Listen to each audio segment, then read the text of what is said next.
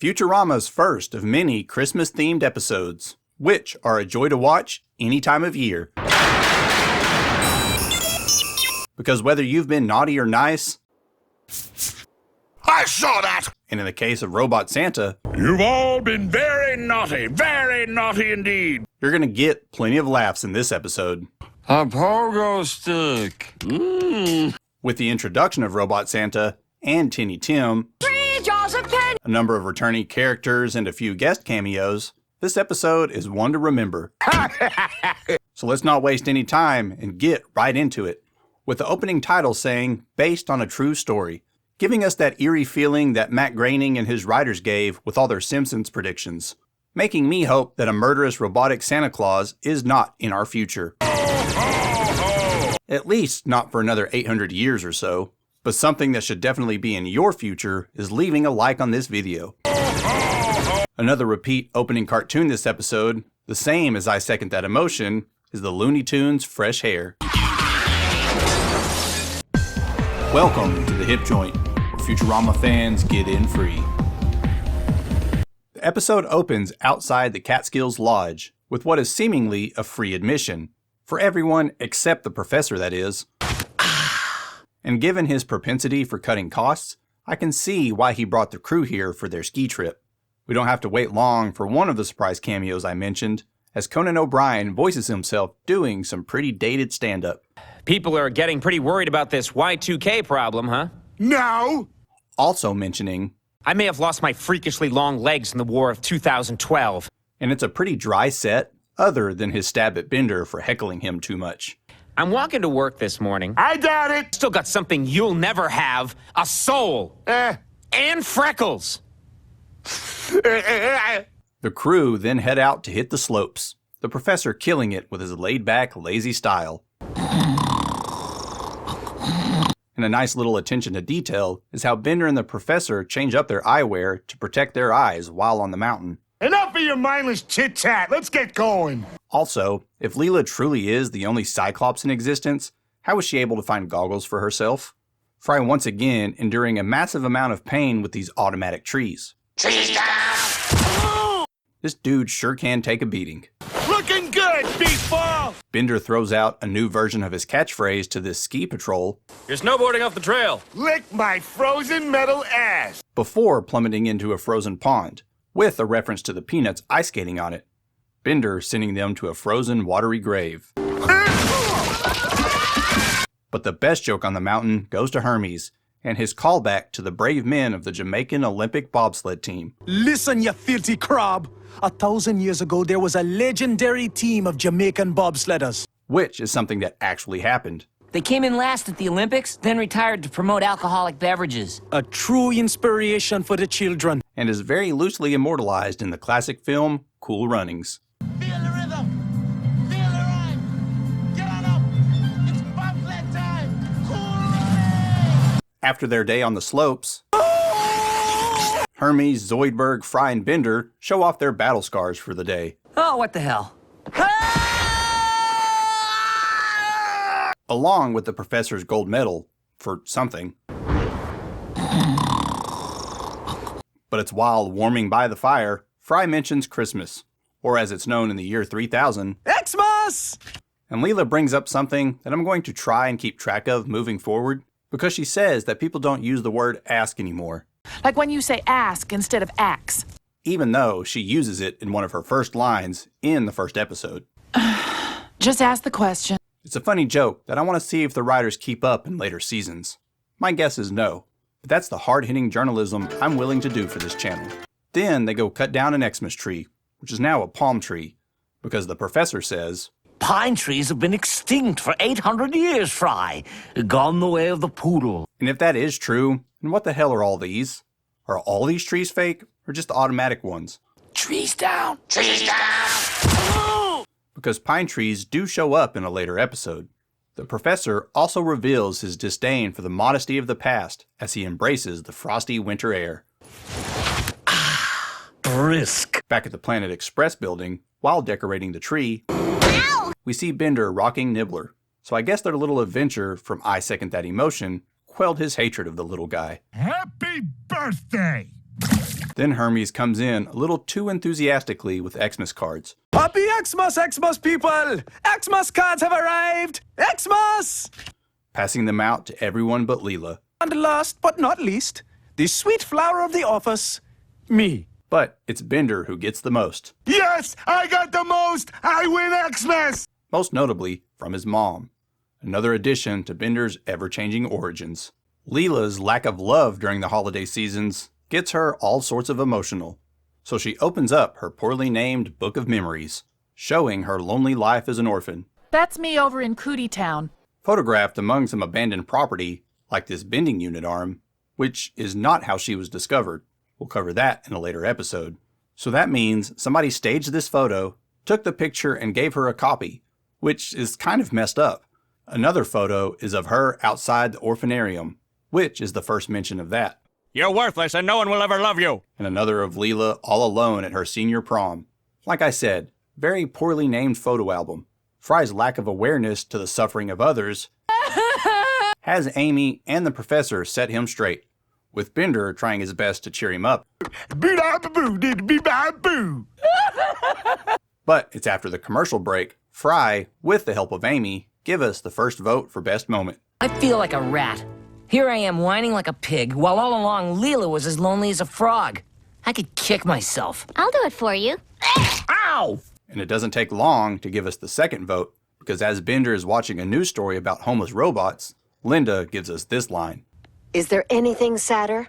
Only drowning puppies, and there would have to be a lot of them. And of course, if there is ever anything free, especially alcohol,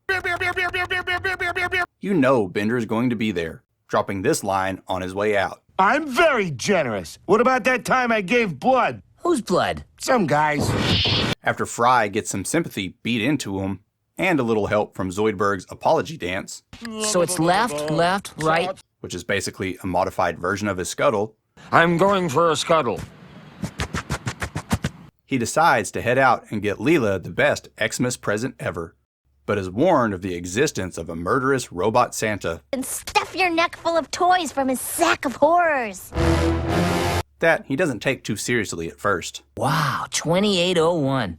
Anyway, This clerk at Alien Overlord and Taylor's makes another appearance as it's Fry's first stop in his quest to find Leela the perfect gift.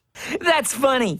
Careful, sir. The Preacher Bot also makes another appearance, running the liquor kitchen, as Bender is there for his free handout. I'm one of those lazy homeless bums I've been hearing about. And as Bender is robbing a homeless robot of his booze, because he's already drank the place dry, we meet Tinny Tim, Might I have a sip of booze? a little guy who shows up in a lot of episodes. Oh. Then Fry makes it to a pet shop, looking for Leela's present, one that Nibbler will most certainly eat. There's this $40 dog, according to the sign, a one-eared rabbit known as Bongo from Matt Groening's comic strip Life in Hell, this tiny giraffe, which is the animal I would have chosen. Then the pet store clerk suggests this electric snail Best? Well, that's a matter of opinion. that Fry very rudely shoots down. That's a stupid animal. You're stupid. He then tries to decide between 500 stink lizards for $1 each or a $500 parrot. That's a hell of a good parrot. He ultimately decides on the parrot, that he finds amusing at first, But I bet Leela's gonna love you. Hey, you're quite the talker, aren't you? then takes a note out of Bender's book from Fry in the Slurm Factory when the parrot starts to annoy him. Gadunkety darn guards. Shut the hell up! Shut the hell up! Ow! Leela shows back up at Planet Express, catching Hermes and the professor playing some modesty chess. And it's Hermes who drops the second axe of the episode, informing Leela that Fry is still out there. I ask him to set the table. Instead, he goes out to buy you a present. With nighttime quickly approaching, and along with it, death by Santa, Leela heads out to find him.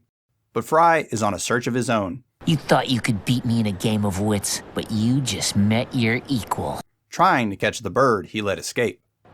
Stupid bird! I know where you live! And I honestly don't know how he found him all the way up here, or how he got up here so quickly, or even how Leela found him and was able to catch him like this. Fry is one lucky bastard. You saved my life. I am gonna get you so many lizards. After Fry escapes death, for now, and they clear up their misunderstanding that they're both lonely, miserable people, we get another sweet moment between Fry and Leela. But together, we're lonely together. Just before it's ruined by Robot Santa. And though it's only for this one episode, John Goodman does an amazing job voicing this murderous robot. I perform over 50 megachecks per second. While Santa is giving them a stern talking to, before attempting to kill them, he asks if they ever stop to consider Zoidberg's feelings. Did either of you ever stop to think about Dr. Zoidberg's feelings? This being Fry's response. No, I swear! Which is funny, given Zoidberg is the only one not on Santa's naughty list. Except you, Dr. Zoidberg. This is for you. A pogo stick. As they run for their lives from this homicidal maniac, Santa has this great delivery that I'm putting down for the last vote for best moment. We'll put out milk and cookies for you. You dare bribe Santa? Because Robot Santa is not one to be bribed. Shove coal so far up your stocking you'll be coughing up diamonds. And I was curious if this bird's death was a reference to the time Randy Johnson killed that bird with a pitch, but that happened more than a year after this episode. So maybe Randy Johnson, or the bird, was a big fan of Futurama and was just paying tribute to this great episode. We then run into Bender and his band of merry homeless robots, and Tinny Tim, reveling in their spoils from Hattie McDougal, who they swooned with some caroling Tonight. before robbing her blind. I said that's enough. Get her purse! They happen upon Fry and Leela, Shall we mug them, Robotsa? No, wait. I know these guys. They got nothing. and for some reason, I always feel like since Bender's a robot and Santa's a robot, they would have an understanding. But it's the exact opposite. Bender is so naughty, he can't help but add one more thing to his list of naughty deeds, even in front of Santa himself. What? Me? I didn't do nothing. You're thinking of the kid. Luckily, this distracts Santa just enough for them to make a run for it. That's so naughty, I'll have to add it to my list right now. We get this weird gift exchange between Zoidberg, Amy, and Hermes, Finally, I look as pretty as I feel. just before everyone bursts in to escape from Santa, and they almost get away. But he makes it down the chimney, calling everyone out. You've all been very naughty indeed. Except you, Dr. Zoidberg. This is for you. Because I guess Zoidberg is so nice, he even makes it past Santa's overly strict standards of niceness. I saw that! Though this may be his last year on the nice list, as he's the one who saves everyone from Santa's wrath. Or maybe Santa will view this act as extra nice, since he did it to save all of his friends. The episode ends with Bender whipping up an Xmas meal that nobody seems very interested in eating, except Nibbler, of course. See, I told you Nibbler would end up eating the pet Fry bought for Leela. Oh. Just before we get this remix of Santa Claus is Coming to Town. Gunning you down. Merry Xmas, everyone! But now it's time to vote for best moment of the episode. Is it Fry's animal-based metaphor? I feel like a rat. Here I am whining like a pig, while all along Leela was as lonely as a frog. I could kick myself. I'll do it for you. Ow! Linda speaking an incredibly sad truth. Is there anything sadder? Only drowning puppies, and there would have to be a lot of them. Or a great line from Santa. You dare bribe Santa? I'm going to shove coal so far up your stocking you'll be coughing up diamonds. Put your vote down in the comments, or let me know what your favorite moment was.